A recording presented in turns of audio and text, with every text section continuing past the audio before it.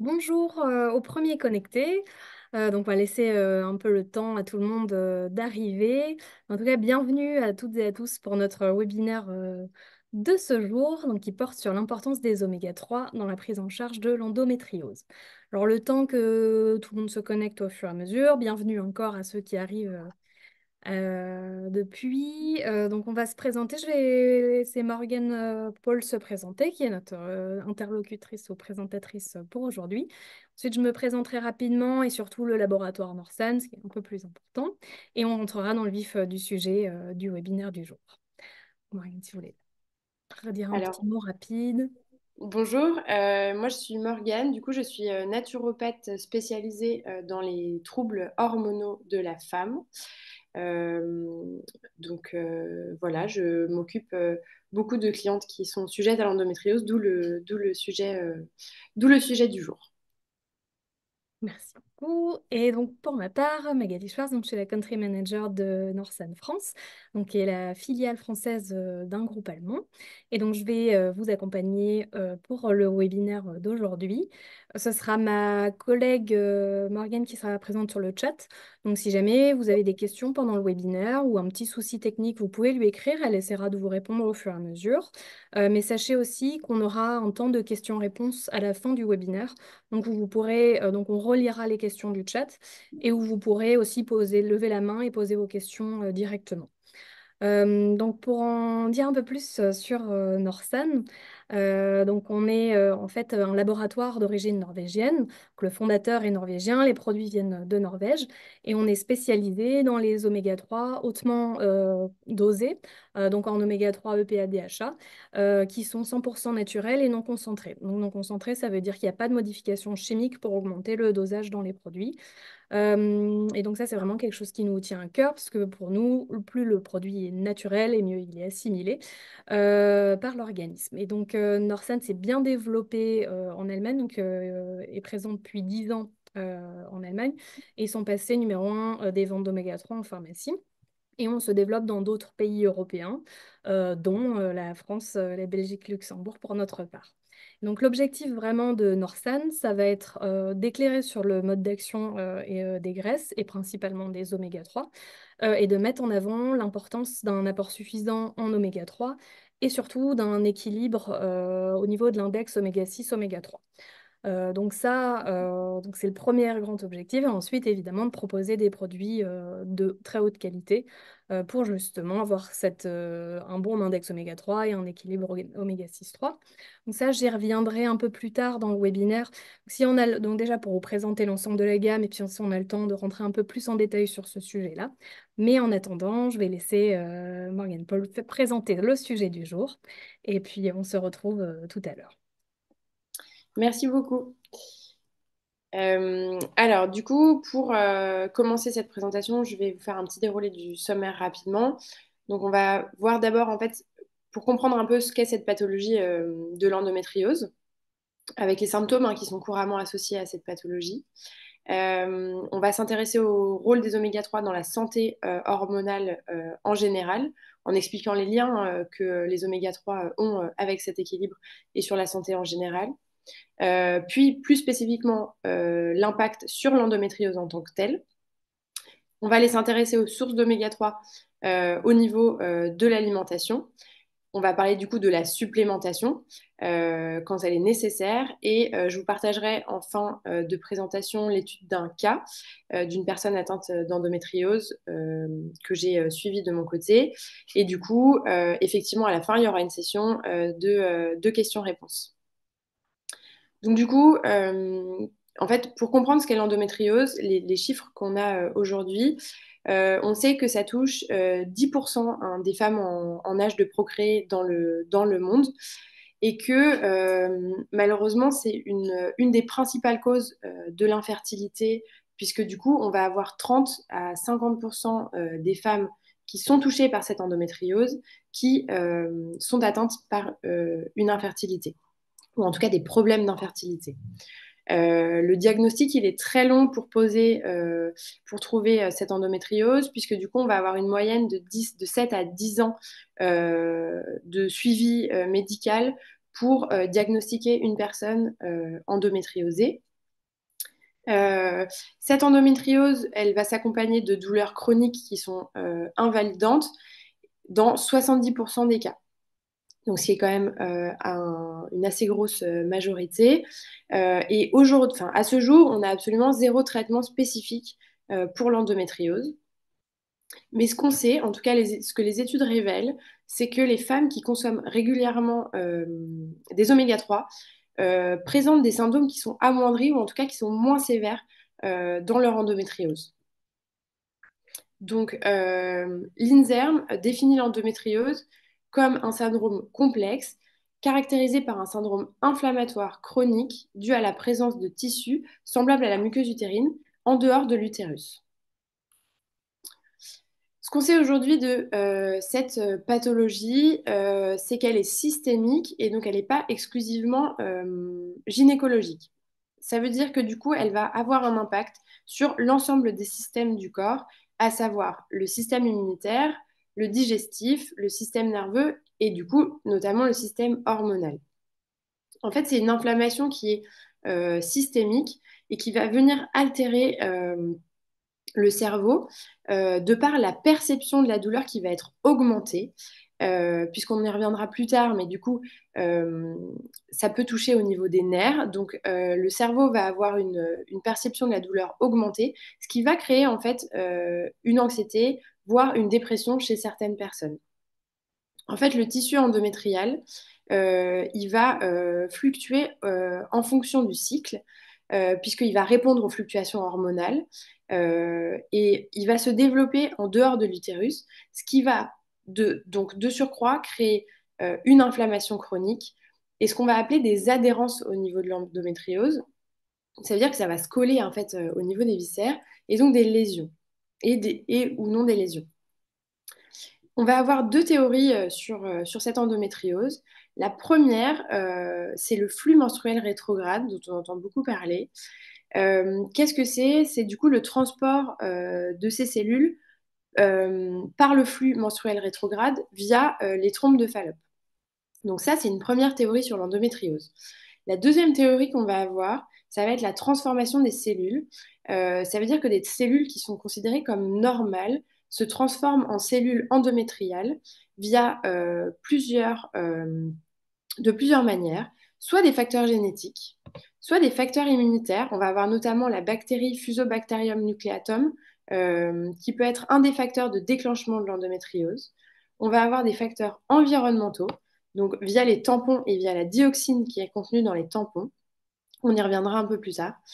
Ou via la mauvaise alimentation, puisqu'on sait qu'une alimentation qui est trop riche en sucre, trop riche en produits laitiers, voilà, va venir au fil de l'eau chroniquement euh, déséquilibrer hein, la balance hormonale. Donc voilà ce que je vous disais par rapport aux tampons. Il y a un reportage, si vous ne l'avez pas encore vu, sur France 5 qui s'appelle Tampon, notre ennemi intime, de par le professeur, du coup le professeur Dominique Lison, qui a démontré que des patientes qui sont atteintes d'endométriose présentent un taux sanguin élevé de dioxine. Donc cette dioxine, on la retrouve dans les tampons. Euh, du coup, l'a mis en exergue en fait l'association entre l'utilisation de tampons hygiéniques et la présence d'endométriose, qui favorise notamment l'écoulement rétrograde des règles. Donc voilà, ça c'est un reportage qui est assez intéressant à regarder sur les tampons, sur l'endométriose et tout ce que ça peut créer. Alors du coup, si on continue sur l'explication de cette endométriose, on sait que les implants endométriosiques se développent et réagissent de manière similaire au tissu utérin via les fluctuations hormonales et notamment via les œstrogènes, ce qui va créer une inflammation et, comme je vous disais, une formation d'adhérence et parfois même une atteinte en fait des nerfs via ces lésions. D'où le fait d'une perception de la douleur qui est augmentée par le cerveau. C'est une pathologie qui ne se limite pas aux organes génitaux, puisqu'elle va aller toucher, on peut trouver des cellules endométriales au niveau de l'intestin, de la vessie, des poumons, et parfois même on peut en trouver dans les yeux dans certains cas qui sont plus rares, mais ça peut arriver.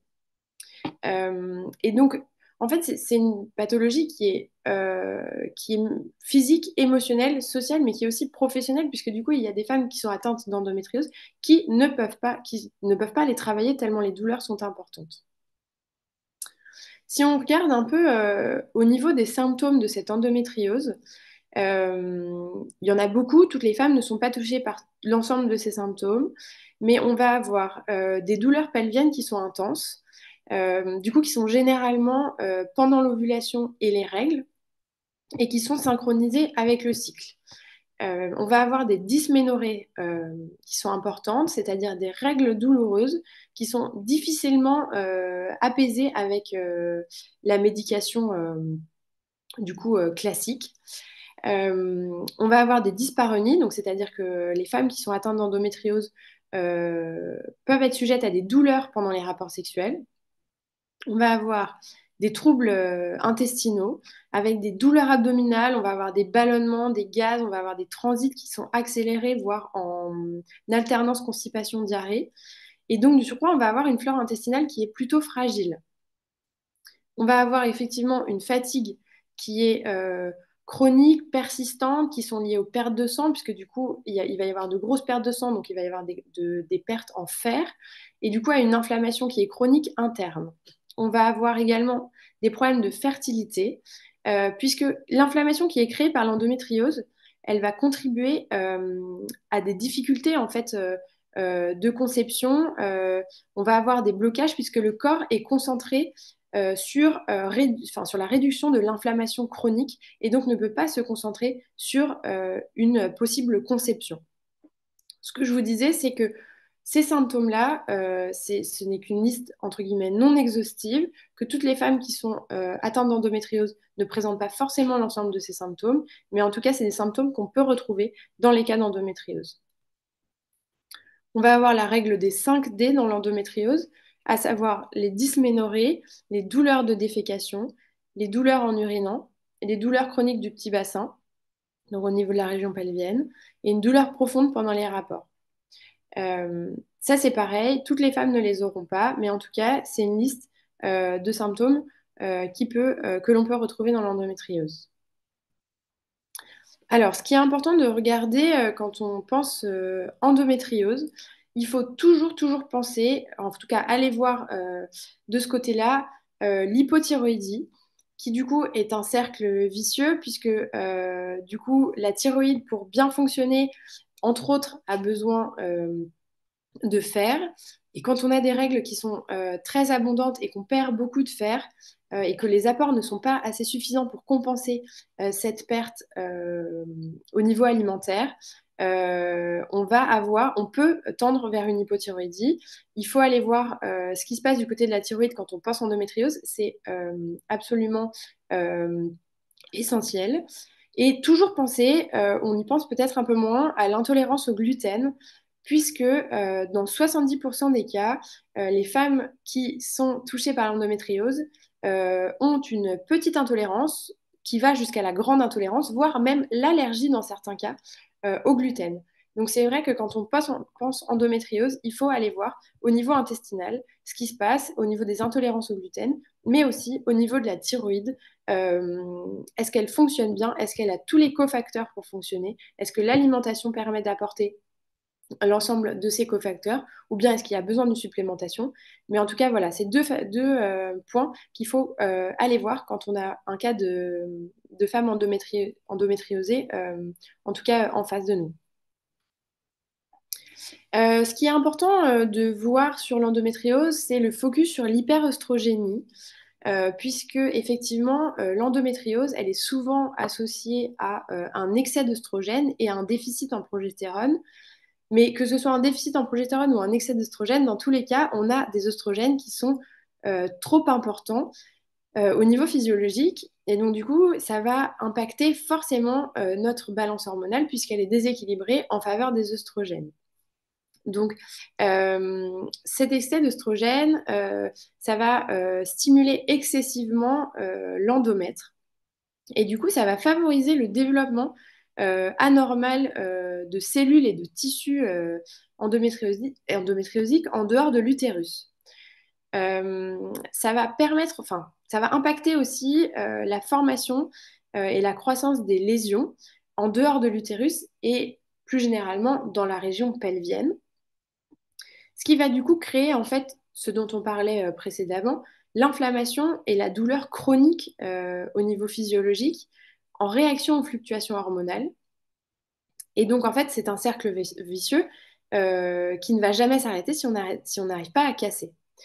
On va avoir aussi des symptômes qui sont liés au cycle menstruel, puis du coup qui répondent aux fluctuations hormonales. On va avoir du coup une sensibilité qui est plus importante due à l'inflammation, due à la douleur, et qui va du coup réagir en fonction des variations des niveaux d'œstrogène. Alors, quel est le rôle des oméga 3 dans la santé hormonale, on va dire en général? Les oméga 3 sont des acides gras essentiels. Qu'est-ce que ça signifie? Ça veut dire que le corps, en fait, ne sait pas les produire lui-même et qu'on doit lui apporter via l'alimentation pour qu'il fonctionne bien. C'est comme une machine, si on n'a pas assez d'huile, elle ne fonctionne pas bien. C'est l'huile qui va venir huiler le corps pour que tous les systèmes fonctionnent en synergie et correctement. Donc, ça va venir apporter un soutien cardiovasculaire, en particulier via les EPA et le DHA, qui vont venir réduire les triglycérides au niveau de la circulation sanguine, qui vont venir agir sur la pression artérielle et qui vont venir améliorer la fonction euh, des vaisseaux sanguins. On va avoir une réduction de l'inflammation, puisque ce sont des anti-inflammatoires de compétition majeure de l'alimentation. Ils atténuent l'inflammation chronique. Quand on pense inflammation, il faut penser oméga 3. Ils vont venir également en soutien du système nerveux, et particulièrement le DHA, qui est un composant structurel du cerveau. Il va venir soutenir la mémoire et il va venir aider la fonction cérébrale globale, notamment au niveau de la concentration. Et on sait, il y a des études qui sont sorties sur le fait que les oméga 3 agissent sur les maladies neurodégénératives, à savoir Parkinson et Alzheimer. On va aussi avoir un focus sur la santé oculaire, particulièrement avec le DHA, qui va jouer un rôle dans l'amélioration de la vision et de la prévention au niveau de la dégénérescence maculaire, qui est notamment liée à l'âge et d'autres problèmes visuels. Mais il va y avoir un gros impact au niveau de la santé oculaire pour les oméga 3 et également du système immunitaire. Puisque du coup, en modulant la réponse immunitaire, on va favoriser une meilleure fonction immunitaire et on va réduire en fait le risque d'infection et d'inflammation grâce à ces oméga 3. Mais du coup, si on s'intéresse plus particulièrement à l'équilibre hormonal, voilà comment les oméga 3 vont fonctionner. Ils vont venir en premier lieu réguler l'inflammation. L'inflammation chronique, comme je vous le répète depuis le début de ce webinaire, elle vient perturber en fait la régulation hormonale, toute la cascade hormonale qui se fait au niveau physiologique, en affectant la production et l'activité même en fait de ces hormones. Du coup, vraiment, quand on pense inflammation, on pense oméga 3. C'est des anti-inflammatoires de compétition. En deuxième point, on va avoir la régulation de l'insuline. Les oméga 3 ont un gros rôle au niveau de cette régulation, et en particulier l'EPA, enfin les EPA, qui ont des effets bénéfiques sur la sensibilité à l'insuline. Or, en venant réduire cette sensibilité à l'insuline, on vient maintenir l'équilibre hormonal, notamment en influençant en premier la production d'hormones, mais surtout la production de l'insuline. Et en troisième point, on va avoir la modulation des prostaglandines. Alors, les oméga 3, ils vont venir agir sur cette synthèse des prostaglandines, qui sont des composés hormonaux dérivés des acides gras. C'est hyper important dans les processus de réponse inflammatoire pour la fonction hormonale. Si on s'intéresse un tout petit peu plus à ces prostaglandines, donc plus communément appelées les PG, Dans le cas de l'endométriose, on va dire qu'en temps normal, chez une femme qui est en fin de cycle, les PGF vont permettre une apoptose du corps jaune, donc ça veut dire la dégénérescence un peu programmée du corps jaune, donc la juste fin de ce corps jaune. Cependant, dans l'endométriose, c'est un phénomène qui va arriver 4 jours plus tard que chez une femme qui n'est pas atteinte d'endométriose, ce qui va du coup créer de l'inflammation, des douleurs, des contractions au niveau de l'utérus liées à un excès de PGF2 et de PGE2. On sait aussi que des PGE2 élevés vont induire une destruction des spermatozoïdes et du coup une augmentation des problèmes de fertilité. Donc, on va dire que ces oméga 3, au-delà du côté, on va dire, hormonal, tout ça, sont hyper importants dans le cas de l'endométriose, puisque du coup, ils viennent réguler ces prostaglandines.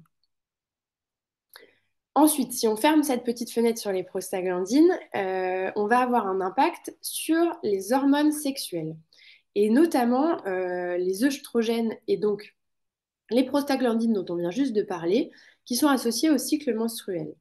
On va dire qu'un équilibre, hormonal optimal, ça permet une régularité des cycles et du coup de ne pas avoir de problème de fertilité, d'avoir ce qu'on appelle une santé reproductive optimum.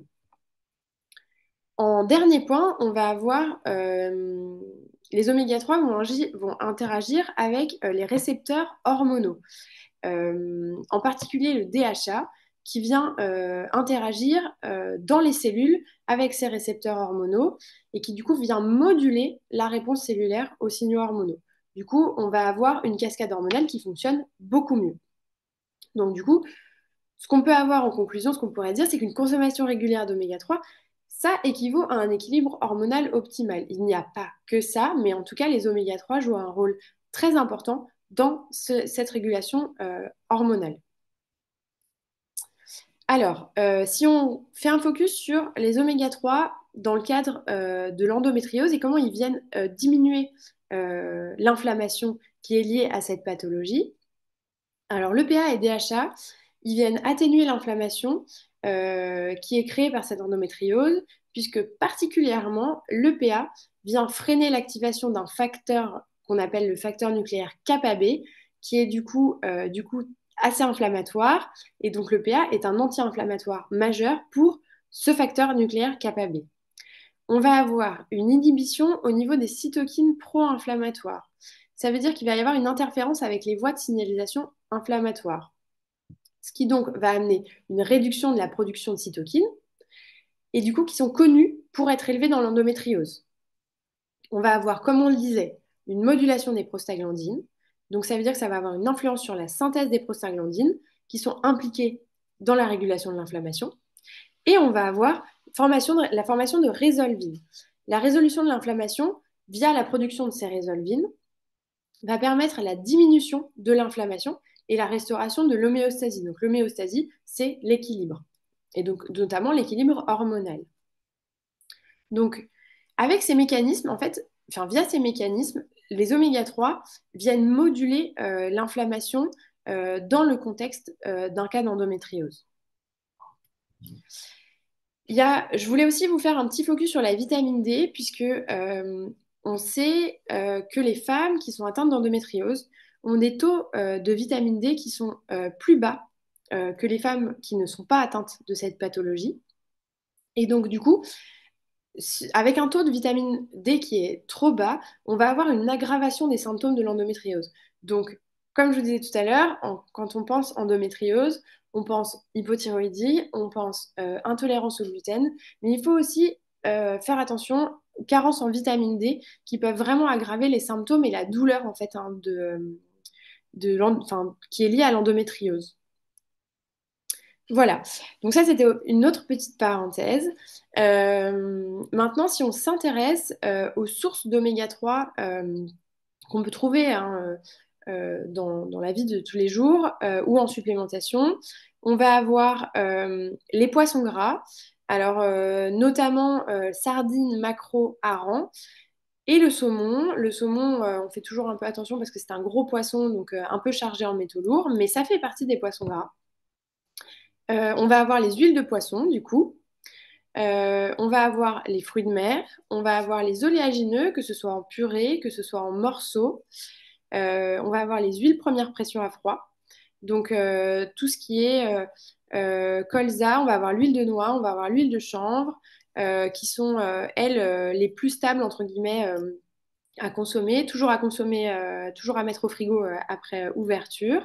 On va avoir les huiles d'algues qui sont notamment intéressantes dans les régimes qui sont plutôt végétaliens. Du coup, c'est une très bonne source d'oméga 3. Et aussi l'avocat. Comment on peut les intégrer dans son alimentation un peu au quotidien? On va préconiser des petits poissons gras. Alors, 2 fois par semaine, c'est vraiment l'idéal. On va avoir besoin notamment aussi de ces apports en iode sur cette thyroïde pour l'endométriose. Donc, voilà, c'est un peu Il y a plein de petits bienfaits dans ces petits poissons gras. Il n'y a pas que les oméga 3. On peut aussi utiliser tout ce qui est graines de chia, graines de lin, qui sont assez importantes en oméga 3. Les graines de lin, attention, il faut bien les broyer parce que sinon, on ne les assimile pas. Donc, il faut bien les broyer avant de les utiliser. Ou on peut aussi utiliser tout ce qui est oléagineux, donc noix, amandes, dans les salades, par exemple. Ça peut être une petite technique pour les utiliser au quotidien. On va venir remplacer ces graisses saturées par des huiles première pression à froid pour les assaisonnements, surtout ne pas les faire chauffer puisque du coup on va perdre ces oméga 3. Donc tout ce que je vous disais précédemment, donc l'huile de colza, l'huile de chanvre, l'huile de noix, on va pouvoir les utiliser en assaisonnement, en complément de l'huile d'olive, mais qu'on va plutôt utiliser en cuisson et qu'on va rajouter un petit peu à froid, mais on va surtout rajouter de l'oméga 3. Et on peut aussi les utiliser, c'est les oléagineux dont je vous parlais juste avant, pour des encas, par exemple, parce que ça va être des encas très riches en oméga 3, que ce soit en purée, que ce soit en morceaux, peu importe, mais ces oméga 3, on en a besoin. Et on peut notamment, toujours sur cette thyroïde, les noix du Brésil qui sont très intéressantes, puisque du coup, ce sera des apports en sélénium dont la thyroïde a besoin pour fonctionner. C'est l'un des cofacteurs du bon fonctionnement de la thyroïde. Et du coup, c'est des oméga 3 et du sélénium, par exemple. On va pouvoir aussi partir sur des smoothies qu'on appelle hormone friendly, où on va pouvoir rajouter un peu de super aliments, type de la purée d'oléagineux, type des graines de chia par exemple, qui vont avoir un apport, nous permettre d'avoir un apport en oméga 3 sur notre journée. Et ah oui, et dernier point qui est assez intéressant, du coup, faire attention à la cuisson des poissons, parce qu'en fait, on dit souvent consommer des poissons pour les oméga 3, voilà. Bon, avec la cuisson, de toute façon, les oméga 3 sont de toute façon un petit peu détériorés, mais surtout, essayez de cuire vos poissons à basse température, parce que comme ça, ça permet de conserver un maximum d'oméga 3 pour après les apporter au corps. Si, si les personnes que vous suivez ont du mal à intégrer ce genre de choses dans leur alimentation, les oméga 3, voilà, c'est généralement un peu ce qui pêche un peu. Il va falloir penser à la supplémentation en huile de poisson, en huile d'algue. Voilà, c'est très important, c'est nécessaire pour le bon fonctionnement hormonal d'avoir un niveau d'apport en oméga 3 qui est suffisant. Alors, quels sont les profils qui vont avoir besoin d'une supplémentation plutôt en général? On va avoir les femmes enceintes et allaitantes, puisque ça va permettre le développement cérébral du fœtus, du nourrisson, et ça va aussi réduire les risques de prématurité. Ça va venir agir au niveau cardiovasculaire, donc tout ce qui est troubles cardiovasculaires. Ce qu'on disait au tout début, la diminution des triglycérides sanguins. Ça va aussi amener une amélioration endothéliale et ça va baisser la pression artérielle. Ça va aussi aider sur tout ce qui est soutien neurologique. Et ce que je vous disais tout à l'heure, tout ce qui est troubles neurodégénératifs, à savoir par exemple Alzheimer et Parkinson. Ça va aider pour les bébés et les jeunes enfants, puisque ça va aider au développement, notamment au niveau cognitif et au niveau visuel. On va avoir aussi toutes les personnes qui sont en inflammation chronique et notamment aussi au niveau des maladies auto-immunes. Donc, ça va aider à diminuer l'inflammation systémique, comme on en a parlé tout au long de ce webinaire, et ça va aider dans la gestion des maladies auto-immunes. Ça va aussi être important en récupération sportive, puisque du coup, ça va réduire l'inflammation et ça va aider les muscles à récupérer et les articulations aussi euh, à être optimisées. Ce que je vous disais pour les régimes végétaliens, notamment au niveau de l'huile d'algue, ça va permettre de diminuer les carences potentielles, puisque du coup, dans ces régimes, on manque de poissons gras et donc on manque d'apport en oméga 3. Donc c'est très important de cibler ces régimes-là aussi, qui ont des carences déjà au quotidien, en plus de celles qu'on a d'origine. Ça peut aider sur les troubles cutanés, à réduire l'inflammation, type eczéma, type acné. Cette acné, elle est souvent présente en cas d'endométriose liée à cette hyperœstrogénie. Donc, ça va aussi soulager ces troubles cutanés. Et donc, du coup, de surcroît, dans l'endométriose, les femmes qui sont atteintes d'endométriose, puisque, comme je vous l'ai rappelé, c'est un anti-inflammatoire majeur, ça permet de réduire les douleurs et les inconforts qui sont liés à cette endométriose, et ça permet de réguler en fait cette cascade hormonale qui est déséquilibrée à cause de cette endométriose. Donc là, je voulais vous partager un cas d'une cliente que j'ai suivie dans le cadre, enfin que je suis en fait dans le cadre de son endométriose. Euh, donc on l'appellera Sophie, mais en tout cas, voilà, les informations qui sont là sont les bonnes. Elle a 32 ans. Elle est diagnostiquée avec une endométriose qui est assez sévère. Elle souffre de douleurs pelviennes qui sont très importantes et elle a des douleurs de règles qui sont extrêmement douloureuses. Ça veut dire que lors de ces règles, en fait, elles sont tellement intenses que elle ne peut pas aller travailler. Elle est obligée de rester chez elle, elle ne peut pas travailler. À ça, elle ajoute des problèmes intestinaux avec des ballonnements et des gaz. Donc voilà un peu le cas. Donc entre autres, puisque du coup moi j'ai travaillé sur son alimentation, sur remettre en place vraiment la base des cofacteurs pour la thyroïde, voilà. Je lui ai recommandé une supplémentation en oméga 3 pour venir atténuer l'inflammation qui est associée à cette endométriose. Au bout d'un mois, du coup, quand on se revoit pour la consultation de suivi, j'ai déjà une réduction des douleurs qui est très importante. La prise régulière des oméga 3 a permis en fait de moduler les réponses inflammatoires dans son corps. Et du coup, on a eu une réduction significative des douleurs pelviennes et des douleurs menstruelles. Ce qui veut dire que du coup, en fait, elle a pu aller au travail, chose que elle n'avait pas faite depuis longtemps, certains jours du mois, puisque du coup, c'était impossible pour elle de sortir de son lit. On a eu une amélioration du bien-être général, puisque du coup, la prise d'oméga 3 a eu un impact positif euh, en réduisant sa fatigue et en améliorant sa qualité de vie au quotidien. Donc, ce que je vous disais, du coup, maintenant, elle peut aller travailler puisque les douleurs sont beaucoup moins handicapantes pour elle, euh, liées à ce changement alimentaire et en tout cas, pas seulement à cette prise d'oméga 3, mais en tout cas, ça a beaucoup aidé sur la modulation de la douleur. Et du coup, elle a une humeur améliorée et des symptômes intestinaux qui ont été régulés, puisque du coup, grâce à ce changement au niveau de l'alimentation, cet apport en oméga 3 qui a été amené, qui était assez faible, hein, on va dire, dans son alimentation au quotidien, et en plus sur un régime végétarien, donc il manquait beaucoup, beaucoup de fer, beaucoup d'apport en bons gras, euh, ça a contribué à venir gérer d'autres symptômes associés à cette endométriose, du coup, tels que les troubles gastro-intestinaux et les variations d'humeur. Mais du coup, cette supplémentation en oméga 3, elle a vraiment aidé au niveau de la douleur, la qualité de vie de cette cliente, puisque du coup, ça agit sur de nombreuses sphères et, euh, et ça a aidé à considérablement diminuer les symptômes de son endométriose. Donc voilà, moi j'en ai terminé de mon côté pour la présentation au niveau de la prise en charge de l'endométriose avec notamment les oméga 3.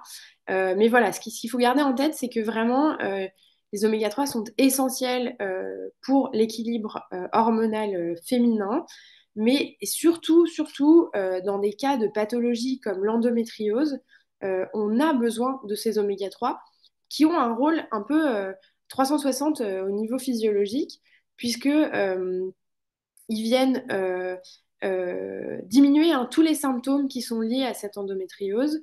Et donc, on en a absolument besoin et on en manque aujourd'hui dans notre alimentation.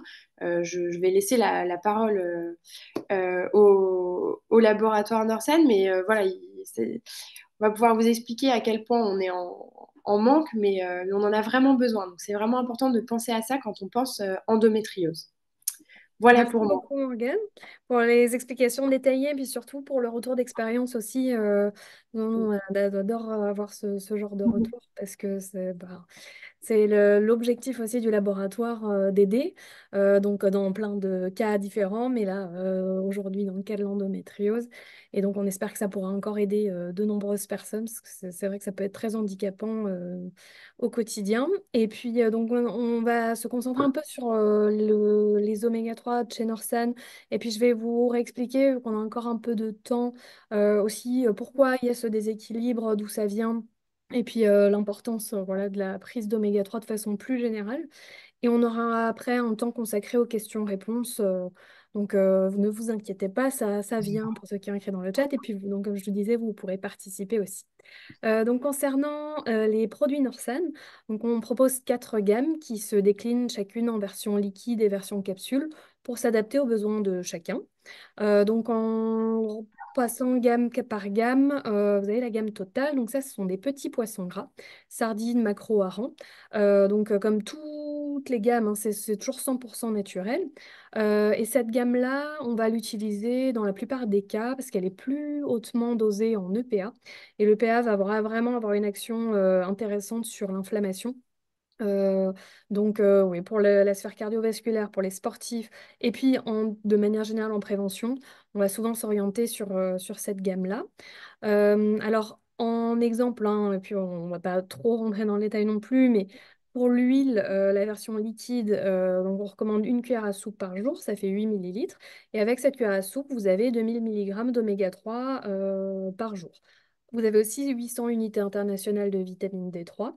Et puis, on ajoute dans ce produit-là, comme le vegan, je vais en parler tout de suite, de l'huile d'olive biologique vierge extra, parce qu'elle est riche en polyphénol, qui va avoir 2 actions, déjà de protéger les oméga 3 dans le produit, mais aussi, on a vu que ça a amélioré l'assimilation du produit, enfin des oméga 3 par l'organisme. Donc voilà, un produit qui est bien complet, qui apporte les oméga 3 dont on a besoin au quotidien et encore un petit peu de vitamine D3 en plus. Vous avez l'équivalent exact en version vegan. Alors ça, c'est l'huile d'algue dont on parlait. C'est une microalgue marine qui s'appelle le Schizochytrium sp. Il y a différents types. Et celui-là a la particularité d'être hautement dosé en EPA et DHA. Je vais revenir aussi tout à l'heure sur les différents types d'oméga 3, mais c'est vrai que la plupart des études portent sur les EPA, DHA. Donc d'où l'importance en fait de ce nom-là. Et souvent dans les produits véganes, vous allez avoir que de l'ALA qui est bien, mais qui n'est pas suffisant parce qu'il est transformé par l'organisme que dans une très faible mesure en EPA-DHA. Donc là, pour toutes les personnes qui ne souhaitent pas consommer de poisson ou qui veulent réduire leur impact sur l'écosystème marin, c'est vrai que c'est une super alternative parce que c'est une microalgue qui est cultivée en bassin d'eau de mer artificielle. Voilà, il n'y a pas d'impact, on ne prend pas la nourriture des poissons, on ne touche pas aux poissons.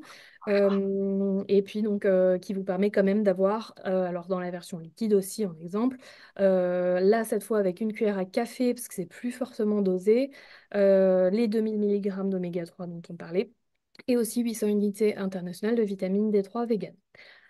Sur la gamme Arctis, donc ça c'est de l'huile de foie de morue, la fameuse. Alors celle-là, elle fait peur à tout le monde parce qu'il y a eu des produits rances sur le marché pendant des années. Donc rassurez-vous, les techniques de production et de conservation ont fortement évolué et c'est la gamme la plus neutre en goût, vraiment, c'est très très très léger. Et donc là aussi, on est sur de l'huile de foie de morue 100% naturelle qui est plus dosée en DHA. Donc le DHA, on va plutôt, donc c'est pareil là c'est vegan et Arctis qui sont similaires, on va plutôt le recommander pour le maintien de la vision et de l'activité cérébrale. et aussi à partir du troisième mois de grossesse pour les femmes enceintes.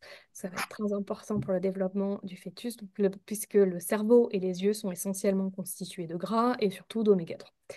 Et donc là, encore une fois, vous avez les 2000 mg d'oméga 3 par dose journalière sur la version liquide, et c'est toujours avec une cuillère à soupe. Et puis enfin, vous avez aussi la gamme Kids. Alors celle-là, elle est adaptée spécialement aux besoins des enfants. Donc on a un bon équilibre entre PA et DHA.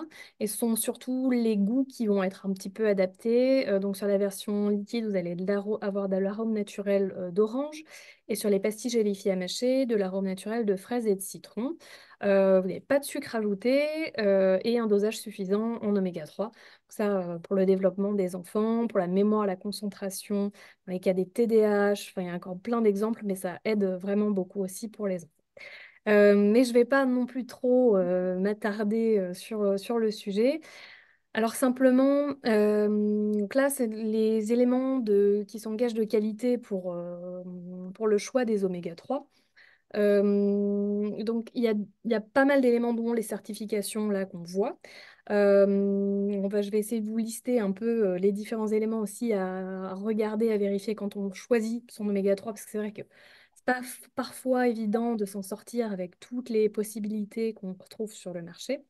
Un des éléments, ça va être la certification. Alors, la certification IFOS, ça, c'est un contrôle, c'est un organisme indépendant qui va contrôler les huiles de poisson.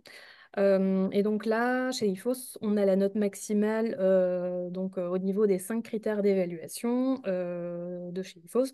Donc ça va prendre en compte pas mal d'éléments, dont l'indice d'oxydation, le fameux indice Totox. Donc là, plus l'indice d'oxydation est faible, plus l'huile est fraîche et de qualité. Et donc là, ça va dépendre encore de pas mal d'autres critères. Et puis une autre certification indépendante qui nous tient à cœur, en tout cas, c'est la certification Friends of the Sea. Donc en fait, qui garantit que la pêche se fait dans des zones durables. Alors déjà, pêche sauvage, j'insiste, c'est important parce que aujourd'hui sur l'élevage, il faut prendre en compte le fait qu'on est sur des poissons qui sont faibles en oméga 3, qui sont bourrés d'antibiotiques, qui sont souvent malades. Voilà pourquoi c'est important pour nous de prendre de la pêche sauvage, mais aussi durable. Donc ça veut dire aujourd'hui qu'on a un taux de renouvellement de l'espèce qui est suffisant et qu'on est dans des zones qui sont suffisamment oxygénées pour qu'on ait un poisson et une matière première qui soit qualitative. Donc là, c'est parmi les éléments qui sont à regarder pour choisir son huile. Après, si on peut peut-être passer la slide, je ne sais pas ce qu'on avait prévu. Ouais, c'est ça, c'est le résumé. Il y aura encore énormément de choses à dire. Alors, vu qu'on a un peu de temps encore et promis, d'ici 5 minutes, on passe aux questions. J'ai un point qui est important et j'en ai parlé rapidement, sont les différents types d'oméga 3. Là, on ne le voit pas sur cette slide, on va rester là-dessus, pas de souci. En fait, je pense, bon, la plupart d'entre vous, si vous nous suivez régulièrement, vous commencez à être au courant, mais il y a les oméga 3 ALA dont on a parlé, qu'on retrouve dans les graines de lin, graines de chia, enfin, dans tous les végétaux, qui est important, mais qui est transformé qu'à hauteur de 0,5 à 10% par l'organisme en EPA et DHA. Et donc là, nous, on encourage absolument d'en prendre aussi. Donc, on continue à prendre des oléagineux, les graines que j'ai citées, parce que ça va être un des précurseurs de l'EPA et du DHA. Mais c'est vrai de faire attention aussi quand on parle de consommation suffisante d'oméga 3, c'est aussi d'avoir cette consommation suffisante en EPA, DHA. Et les EPA, DHA, on va les retrouver dans les oméga 3 marins essentiellement. Donc les petits poissons gras et certaines algues, pas toutes, encore une fois. Et donc là, aujourd'hui, on en parlait avec Morgane tout à l'heure, il y a en Europe, en tout cas, il y a 9 personnes sur 10 qui sont en carence d'oméga 3. Alors, même les personnes qui vont consommer suffisamment de poisson ou du poisson une fois par semaine, il faut faire attention aussi au type de poisson qu'on consomme. Souvent, c'est du cabillaud, du saumon. Pour atteindre les 2000 mg d'oméga 3 optimal, bon là c'est pareil, on pourrait encore détailler pourquoi ces 2000 mg. Ça, c'est par rapport à des analyses des acides gras qu'on a fait avec un laboratoire partenaire. En fait, il faudrait consommer 3 kilos de cabillaud par jour pour avoir 2000 mg d'oméga 3. Donc là, voilà, c'est aussi tout ça qui fait que Enfin, voilà, consommer du poisson, c'est bien, on encourage à le faire, de le faire 2 fois par semaine, parce qu'on est aussi limité, en fait, à cause des polluants PCB métaux lourds. Mais faire comme l'ANSES le recommande, donc consommer du poisson, essayer d'incorporer des petits poissons gras qui sont moins concernés aussi par la pollution, vraiment sardines, maquereaux, harengs, qui sont délicieux, même si sont souvent boudés. Et puis, si c'est pas le cas, de se tourner vers une complémentation. Alors, l'avantage de la complémentation aussi, c'est que les huiles vont être, enfin en tout cas dans notre cas, elles vont être débarrassées des polluants PCB métaux lourds. Donc chez Norson, on a une méthode de purification en 3 étapes pour vraiment, via une microdistillation sous vide, éliminer en profondeur ces polluants. Ça permet de s'assurer un apport suffisant en oméga 3 et on l'a vu, il y a plein de raisons qui font que c'est bon de prendre des oméga 3 pour la santé, mais sans avoir cet effet négatif en parallèle. Et je finirai sur donc, les différents critères de sélection donc pour vous aider à choisir. Et ensuite, enfin passer aux questions. Donc, sur les éléments que je vous invite à regarder, sans voilà, dire, enfin, sans parler de Norsan, mais aussi pour vous, pour vous aider à choisir, ça va être de regarder le dosage en EPA DHA. Quand on a un produit, est-ce qu'on a suffisamment d'oméga 3? Parce que parfois, sur le marché, on peut retrouver des produits qui sont vraiment très faiblement dosés. Et surtout, j'insiste encore une fois sur ce type d'oméga 3 particulier, EPA DHA. Ensuite, vous allez avoir la différence entre les huiles qui sont concentrées. Donc ça, ce sont des huiles qui sont concentrées chimiquement pour avoir un fort dosage dans une seule capsule. Là, ce sont des choix et des philosophies de vie et de produits pour nous. Et vous avez des produits qui sont naturels. Donc, nous, on a fait le choix de proposer que des produits qui soient 100% naturels. Donc, c'est pour ça que pour les capsules, par exemple, on se retrouve à recommander 4 capsules par jour et pas une capsule miracle avec le bon dosage en oméga 3, mais parce qu'on prend la composition telle qu'on la retrouve dans le poisson. Après, on le disait, hein, il y a des critères de qualité. Donc, on l'a vu avec les organismes indépendants et les certifications.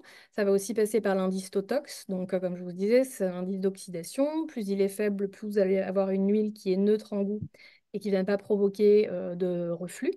Alors le Totox, en Europe, on recommande de ne pas dépasser 26. Sur les huiles Norsan, on est souvent vers 5, en tout cas toujours en dessous de 10 pour l'indice Totox. Maintenant, c'est pas le seul critère évidemment. Il faut aussi, comme je vous disais, regarder sur le dosage, l'aspect naturel, les autres certifications. Ouais, il y a plein de critères qui rentrent en considération.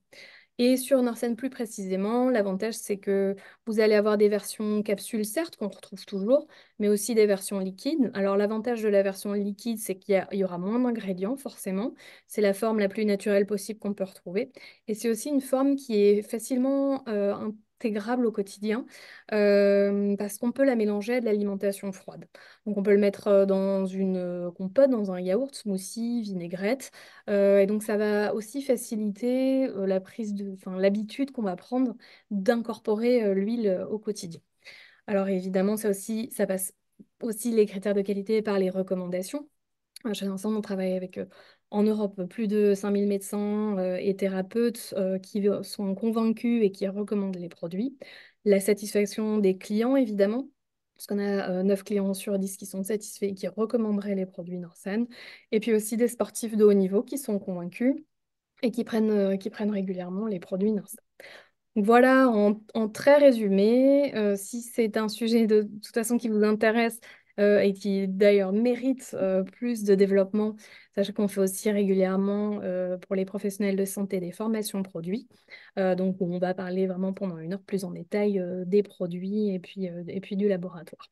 Voilà, en attendant qu'on ait d'autres dernières questions, n'hésitez pas aussi s'il y a des questions enfin plus en lien ou plus détaillé sur le rapport avec l'endométriose.